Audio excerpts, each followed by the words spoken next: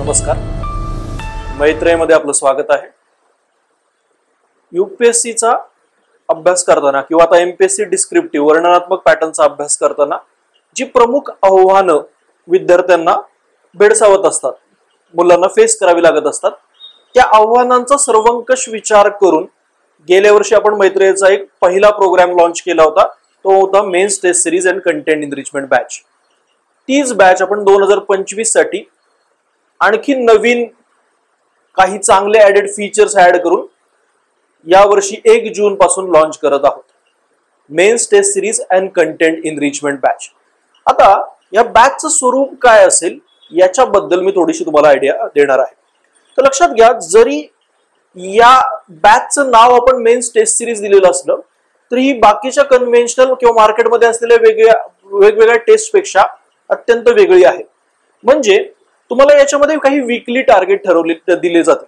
म्हणजे आता बघा, मी काय म्हटलं की काही आव्हानं आपल्याला स्पर्धा परीक्षा करताना फेस करावे लागतात। यातलं पहिलं आव्हान एक तर नियोजन, वेल प्लॅन्ड असं प्लॅनिंग मला करता येत नाही। दुसरं, ते मी रिगरसली फॉलो करतोय असं पण होत नाही। म्हणजे मी प्लॅन तर ठरवलाय पण बऱ्याच वेळेला तो प्लॅन काय होतो, मध्येच मला सोडून द्यावा लागतो। दुसरं, हा एवढा मोठा सिलेबस मला टाइम बाउंड मॅनर मध्ये कंप्लीट करणं हे एक दुसरं आव्हान असतं।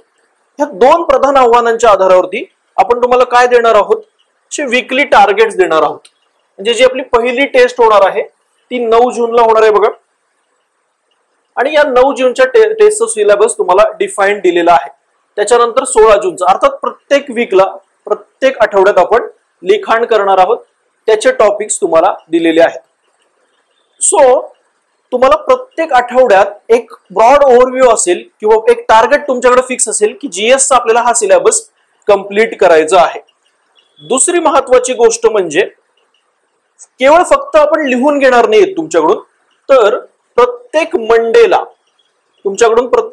आपण काय करणार आहोत, एक लेक्चर घेणार आहोत। बघा, संडेला आपली टेस्ट असेल, वीकली टेस्ट, त्याच्या सोबतच आपण काय करणार आहोत, कंटेंट इनरिचमेंट आणि स्ट्रॅटेजी लेक्चर घेणार आहोत प्रत्येक सोमवारी मंडेला।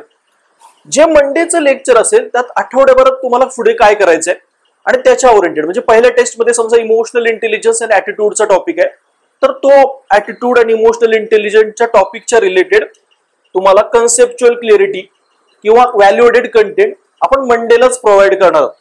सो मंडेला तुम्हाला एक ब्रॉड ओव्हरव्ह्यू येईल की आपल्याला आठवड्याभरात काय करायचं आहे।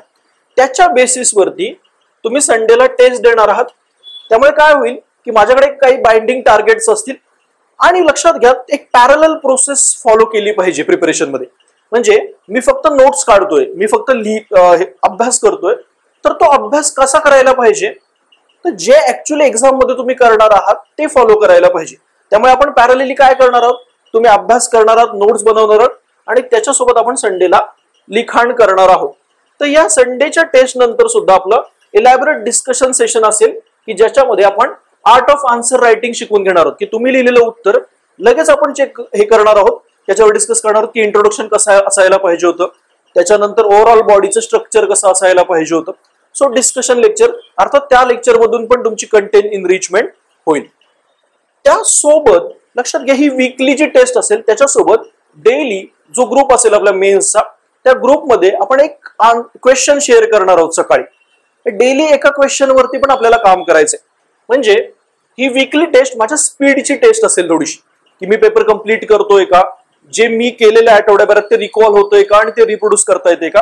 ऍट द सेम टाइम आपण डेली 1 क्वेश्चन का आन्सर रायटिंग करणार आहोत, तर याच्यामध्ये टॉपर्सनी लिहिलेलं आन्सर आपण शेअर करणार आहोत। म्हणजे काय करू, आपण सकाळी एक क्वेश्चन शेअर करणार आहोत, त्याच्यावरती तुम्हाला तुमचं स्वतःचा आन्सर लिहायचंय, त्याच्यानंतर मी तुम्हाला टॉपर्सनी लिहिलेलं आन्सर त्याचं शेअर करणार आहे। सो आपण काय करू शकतो, त्या रोज आपण एक आन्सर टॉपरचं बघितलं आणि मी लिहिलेलं आन्सर त्याच्याशी पडताळलं, तर माझं जे आर्ट ऑफ आन्सर रायटिंग आहे की नक्की कसं लिहिलं की ते यूपीएससीला अपील होईल, याचा एक सेन्स मला येत जाईल। लक्षात घ्या, तुम्हाला मेन्स अंडरस्टँड करायचे तर टॉपर्स आन्सर कॉपी हा खूप मोठा फॅक्टर आहे जर तुम्हाला मेन्सची डिमांड समजायची असेल तर। सो ती आपण डेली बेसिसवरती स्किल एनहान्समेंट करणार आहोत। त्याच्यानंतर तुम्हाला जे आन्सर इव्होल्युशन होणार आहे ते डिटेल फीडबॅक सोबत इमिजिएटली काही दिवसांमध्ये तुम्हाला तुमच्या आन्सर कॉपी इव्हॅल्युएटेड मिळतील आणि डिटेल्ड फीडबॅक मिळेल, जो ऑन पेपर सुद्धा असेल आणि 1-to-1 डिस्कशन असेल. एक्सपेक्टेड काय आहे की विद्यार्थ्यांनी त्या पेपरवर 1-to-1 डिस्कशन केलं पाहिजे, जेणेकरून आणखी त्यांना क्लिअर असेसमेंट होईल की आपण नक्की काय करायला पाहिजे. टॉपर्स कॉपी मधून आपण याच्यामध्ये शिकणार आहोत, जसं आता आपण म्हटलं. त्याच्यानंतर नोट्स मेकिंग वरती आपला या बॅचचा फोकस असणार आहे. लक्षात घ्या, मेन्सची डिमांड म्हणजे 3 तासामध्ये मला काय करायचंय, जे माझ्याकडे कंटेंट आहे ते त्यांनी विचारलेल्या पद्धतीने रिप्रोड्यूस करायचं आहे. पण त्याच्यासाठी आधी माझ्याकडे ऑर्गनाइज असं कंटेंट असणं गरजेचं आहे. म्हणजे मेन्सच्या नोट्स काय असणं गरजेचं आहे, तर ज्या कमी वेळामध्ये मला ती प्रोसेसिंग करायची, ती प्रोसेसिंग कधी होईल, जेव्हा माझ्याकडे क्लिअर कट मला माहिती की एवढं मटेरियल माझ्याकडे आहे. सो मेन्स मध्ये ऑर्गनाइज नोट्स असणं गरजेचं असतं. नाहीतर काय होतं की मी प्रिपरेशन करतोय, मी हे वाचलंय पण ते हॅपेझार्ड मॅनर मध्ये, आणि आपण म्हणू की असं स्कॅटर्ड जर वाचलेलं असेल तर त्याचा काही मेन्सला फायदा होत नाही. सो मला ते वेल ऑर्गनाइज मटेरियल ही डिमांड मेन्सची फुलफिल करायची आहे. त्याच्यानंतर हे जे मेन्सचं टाइम टेबल आहे, तुम्हाला आपण पुढे पण दाखवू, ते इंटिग्रेटेड असं बनवलेलं आहे की तुम्ही मेन्स आणि प्रिलिम दोन्हीची प्रिपरेशन इंटिग्रेटेड मॅनर मध्ये करू शकता. 2023चा प्रिलिमचा पेपर झाल्यानंतर बरेच रिॲक्शन्स होते मुलांकडून, युपीएससी खूप ऍबस्ट्रॅक्ट झालेली आहे, असे काहीतरी फॅक्ट विचारते की ज्याचा आणि सिलेबसचा काही सेन्स नाहीये. तर लक्षात घ्या, त्या ऍबस्ट्रॅक्ट फॅक्ट विचारण्याच्या मागे एक साऊंड लॉजिक आहे, एनालिटिकल बेस आहे. जो बेस का समजत नाही, कारण माझा मेन्सचा जो आवाका आहे तो कंप्लीट झालेला नसतो.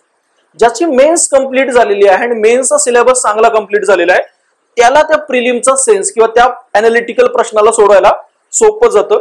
सो त्या दृष्टीने आपण ते टाइम टेबल डिझाईन केलेलं आहे. म्हणजे आपण जाताना सुद्धा ह्या टाइम टेबल मध्ये कसे जाणार आहोत, तर तुम्हाला पहिलंच दिसलं असेल, आपण GS4 पहिल्यांदा घेणार आहोत. सो आधी GS4, त्याच्यानंतर GS3 आणि त्याच्यानंतर GS2 आणि GS1 असं हे टाइम टेबल आहे. हे पूर्ण टाइम टेबल आपण मैत्रीच्या टेलिग्राम चॅनल वरती पण अपलोड केलेलं आहे. सो असं का, तर लक्षात घ्या, ज्या वेळेला तुम्ही GS2 आणि GS1 अभ्यासणार आहात, म्हणजे साधारणतः आपलं नोव्हेंबर-डिसेंबरच्या आसपास GS1 सुरू होईल.